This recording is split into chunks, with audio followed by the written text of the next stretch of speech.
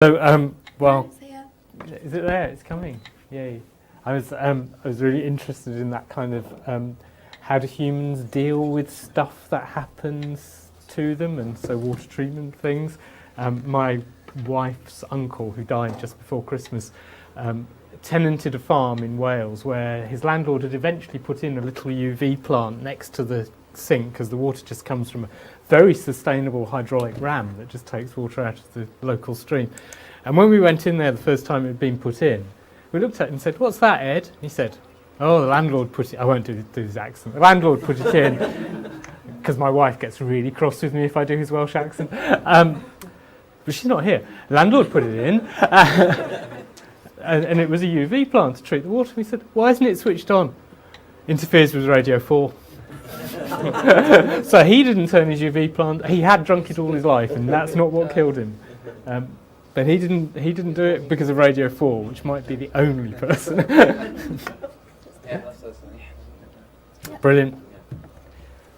There we are. Thank you very much. Right, so I've entertained you for a few seconds while we waited for those to mostly appear.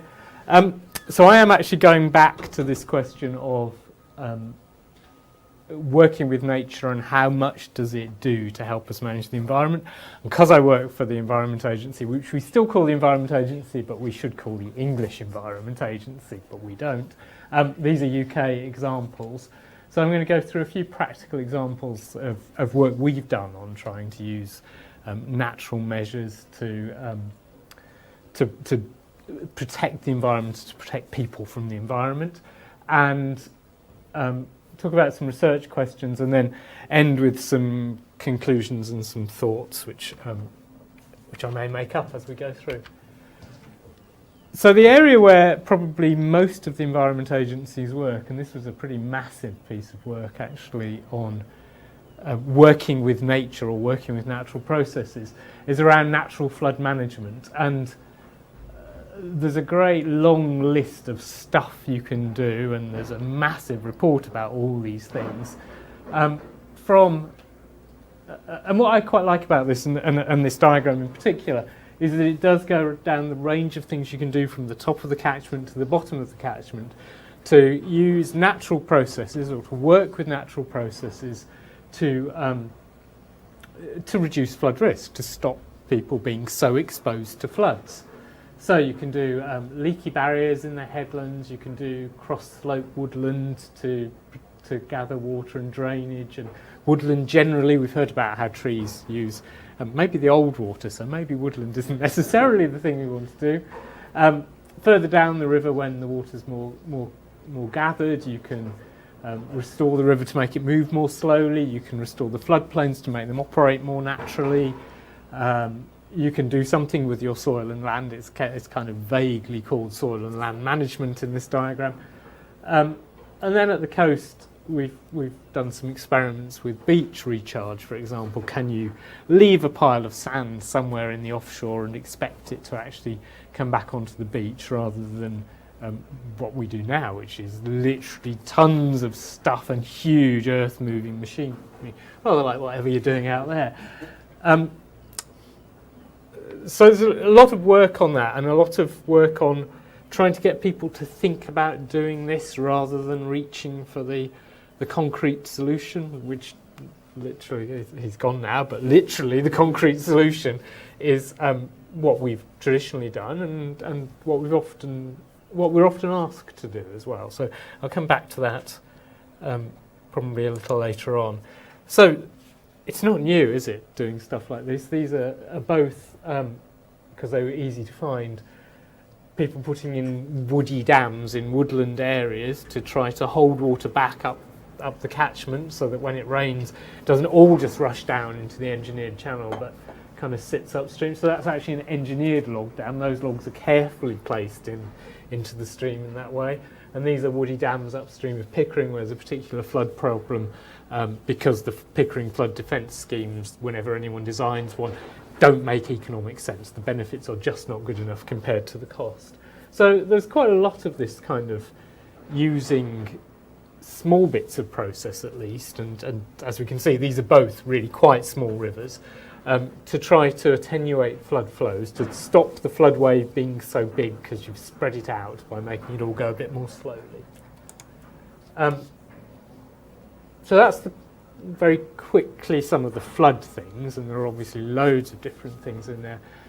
There's also quite a long history now of river restoration in the UK, and I just again picked out one example because the pictures were quite nice mostly. So this is the River Brent in London, and they kind of do tie together a bit, these pictures. So this is the straight channel you can see going through between the trees on that first picture at the top. And then this is the channel after, on a rather miserable day. I'm not sure why they didn't choose a nicer day, but this is the channel afterwards, which is in here. And I think that this tower block is the one you can see in the middle of that picture, so in the top of these pictures as well somewhere. So that looks really nice. You know, that's a really pretty, attractive new channel that, and you can see certainly from the aerial view that looks like a much nicer park to live near than it did when it just had a straight, no doubt, shopping trolley filled channel going through it. Sometimes that feels a bit like we're kind of just building a different sort of park. So it's a nicer park, definitely it's a nicer park. You can't play so much football in it, but you don't see the shopping trolleys in the river. It's quite difficult sometimes to find the evidence that has made things better. So evidence about doing something, there's an intervention there which has clearly had some social benefits, probably, and may have had some environmental benefits, but finding them is sometimes tracking them and finding them is a big issue there. So was that river really much better for fish? Maybe not, because there are probably loads of other things going on in there. Little letters at the bottom of here, we've got David's name. So this is some work on, kind of the third of these things, which is this idea of can you manage water temperature in a different way? So river water temperature is either the most, depending on whose paper you read, either the most critical thing for the environment or the second most critical thing for the environment, along with quality. So flow, temperature and quality are all kind of interlinked anyway. They're all really important for what lives in rivers. And temperature definitely causes a stress. Really high temperatures are a real problem. And it's quite an intractable problem, the problem of water temperature. So we know that as a kind of first approximation, water temperature is quite strongly related to air temperature. And so as temperatures rise globally, water temperature is going to rise, and that is going to stress the life cycles of some fish particularly, which demand particular temperatures for spawning and then for growing. But it's quite hard to think of things you can do to manage water temperature except well, probably shading, and this was a systematic review that David and some of my other colleagues did, looking at whether the evidence for whether shading does actually have an impact on river water temperature. Feels like it should, but it is a more complicated question than that, because the water has to come somewhere and go somewhere, and there's the residence time in the shaded area. Anyway, this feels like it was pretty conclusive that shaded rivers, so systematic review, which is rare in the environmental sciences, shaded rivers have a small difference on annual mean temperature, but some pretty big differences for maximum temperatures, particularly in the months where high temperatures really matter. So shading feels like a kind of intervention you could probably manage that would do something about water temperature and reducing risk. So my colleague Harriet Orr started off some work looking at where you could do shading. So where are the opportunities to shade rivers with trees? And this is a map.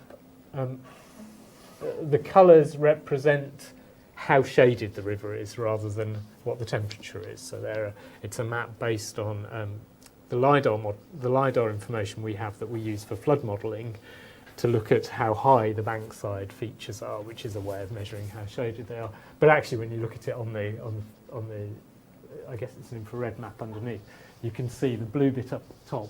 I reckon those black bits are trees. So there's a pretty good correlation between where the trees are next to the river and where there is already good shade. And then the orange bits are places where there is an opportunity to put shading. Shading obviously is much better if you put it on the sunward side of the river. So there are some geographical questions about shading. So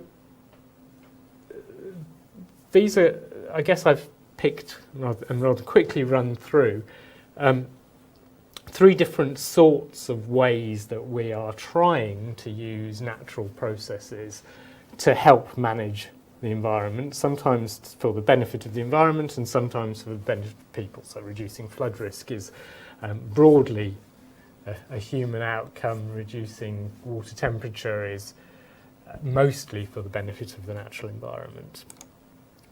Oh, I didn't know that was going to do that. So that flood stuff I put up earlier, they produced a really big and really nice guide where they're really clear about something that lots of the research is perhaps a little less clear about, which is that working with natural processes isn't a thing, or isn't even a dichotomy. There isn't a working with natural processes, not working with natural processes. There are lots of different types of intervention in this area. So doing nothing and leaving rivers alone is letting the natural processes do things. You can assist natural recovery by helping the catchment with things you know would happen in the normal course of events. So the woody dams might be that sort of thing, or even just putting woody debris in the sides of rivers, which is a fairly temporary thing but starts to build itself up. And indeed connecting rivers to their floodplain again is just kind of helping them do what they used to do in the past. You can do designed restoration, so you can either emulate something that you think should be happening, so that is a very nicely engineered wooden dam that is emulating a tree falling into the river. That's obviously not going to wash away anytime soon, but it's having the same sort of effect as if a tree had fallen into the river. Or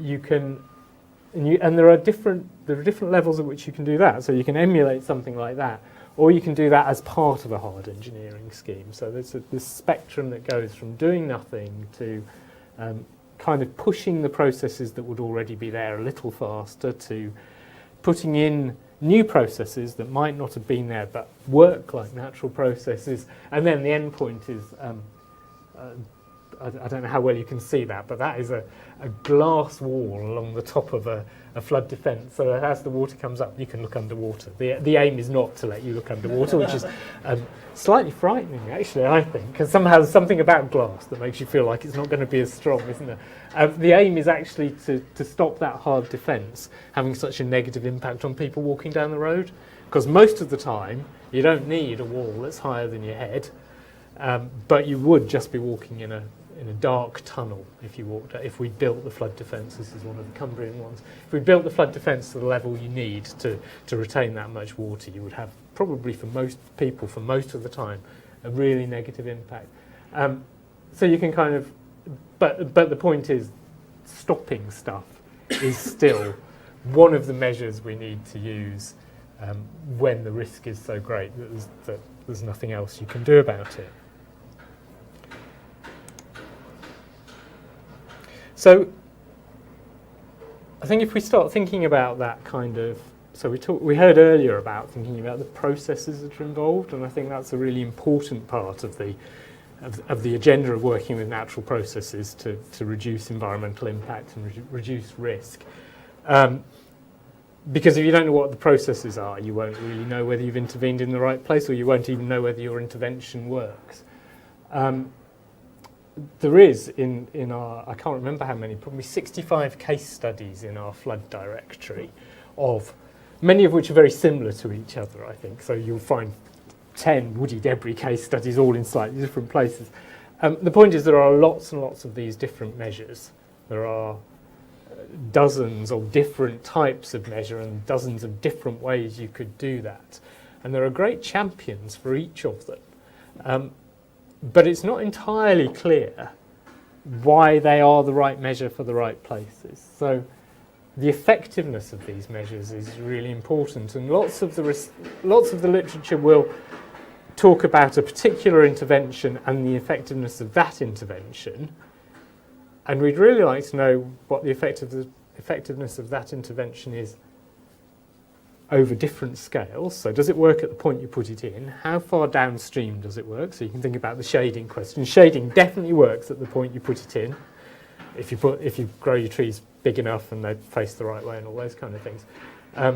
We know it actually has some downstream impact too, but how much downstream impact? Is it durable? How long does it last for? So there are scale questions, particularly with the flood questions. You know, how much do you have to do in the upper reaches of a river to have any impact downstream? Can you do enough in the upper reaches to have very much impact downstream? How long do these measures last? So if we put some woody debris in a river, at some point it's going to break down, at some point it's going to wash away.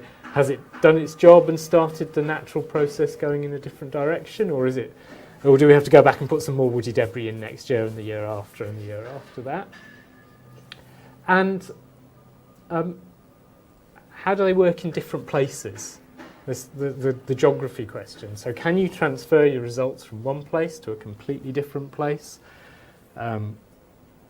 Even for something like water temperature, in a small area like England, there are very different regimes according to how much groundwater there is, how high the headlands are. Not so much in England, except in the Pennines, but how much snowmelt there is quite an important factor as well. One of my pet bugbears on all the working with natural processes stuff is that someone will do a really brilliant paper, a really great piece of research, and then they'll write at the end, and there are multiple benefits. As though just writing, and there are multiple benefits, proves that there are multiple benefits. So everybody always claims multiple benefits from working with natural processes. They did something that attenuated a flood wave so that it was more spread out and reduced flood risk a bit. And it will also have had benefits for water quality. Go on, count them, measure them, prove it. Don't just say, and water quality at the end. Those multiple benefits must exist. We just need to understand what they are and need to really nail that so you can actually identify them rather than just kind of say they're there. Unintended consequences are also inevitably a part of any engineering scheme. We saw some pretty big unintended consequences from hard engineering schemes, but there are unintended consequences of soft engineering schemes too. So they tend to be forgotten about somehow as this wonderful scheme goes in, as the beavers get introduced to the river in Devon. People have been worried about unintended consequences from beavers, but it's quite easy to kind of get evangelical about working with natural processes and doing more about it. And I think that whole picture, along with a framework of how you actually compare different things, is really important. So do you just do the first one you thought of? Do you do the one that you like the picture of best that I just showed? Or do you actually have some way of deciding which interventions would be better from that spectrum of things you might do? And I think at the moment we're probably a long way back on that in the someone had a good idea and sold it to everyone else area of working with natural processes, which is probably better than not doing it at all, but it's a bit of a problem. And how will you know when it's working? How are you going to monitor the effectiveness of working with natural processes? It sounds kind of trivial, but quite often these things go in, and then monitoring is really, even with distributed sensors and low-cost stuff, monitoring is difficult, time-intensive at the very least. You need people doing it. It produces lots of data which may be 99% useful or not useful, depending on, well, it's only useful if someone's actually got time to do something with it and had a plan in the first place of how they were going to do it. But we very rarely have the control data to actually see whether the intended benefit has appeared. And then I guess I kind of deliberately left it at the bottom of the slide, but probably the thing we've talked about most today around people. So most of these interventions, well, all of these interventions in a country like the UK will have some impact on people. Some of them are intended to have some impact on people, but the winners in flood schemes tend to be downstream, which is good because that's where all the water gets together, and those are the people who really need protection from floods. But if we're going to do some of these kind of interventions, some of these upstream interventions, which is a good idea, probably the loser is an upstream farmer or the people who live next to that bit of floodplain, or the farmer on that floodplain who is being flooded. So, I mean, it's rather like building a big new reservoir for London, which has been on the cards for the last 30 years. The people who live where that reservoir, so building a big new reservoir to keep water supply going in London ultimately is probably what's going to have to happen, and it will be a good thing to do because it's the biggest city in the country, it has 8 million people, you need water supply, all those things. But if you live in the footprint of that reservoir, none of that really matters to you, because you're going to either watch lorries go past your house for the next 20 years while the reservoir is being built, or be blighted by the cost of your house going down because of planning blight, or be unable to move even though you want to.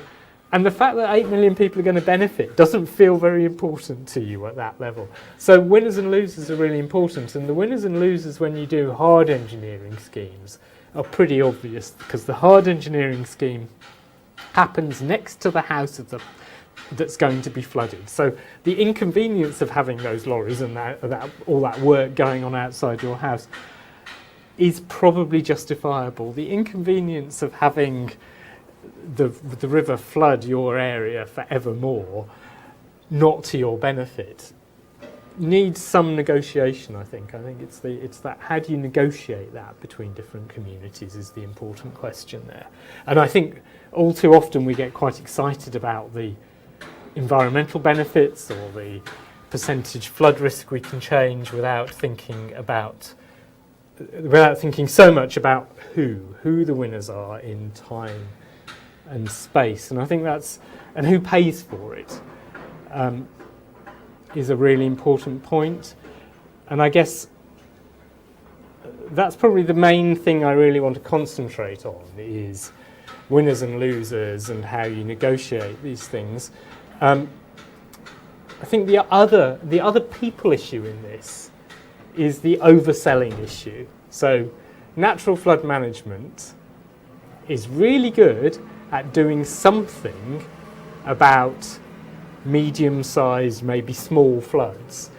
When you get 341 millimetres of rain in Cumbria, I don't think, well, tree planting and woody debris would have made some impact on that, but fundamentally there was going to be a big flood with 341 millimetres of rain. I think sometimes this kind of evangelical approach can oversell some of that, so you think that it's I hear my colleagues telling me that this is the solution to everything, that we just need to get better at natural flood management, and it really isn't going to solve everything. So there's the danger of setting up unreasonable expectations about these kind of things, and that people will think you've done some intervention. You talk a lot about opening your scheme, and you show them all the woody debris and the beavers appear and all those kind of things, and then there's a flood anyway. So I think those are for me the kind of really interesting parts of this, the unintended consequences for people, the overselling, and really getting a much better handle on winners and losers so that we can actually start to understand how you make some of these really quite complicated solutions that are about connecting the top of the catchment with the bottom of the catchment and managing it in an entirely different way. How you can make those actually okay for the people who live there as well. I think that's probably all I want to say.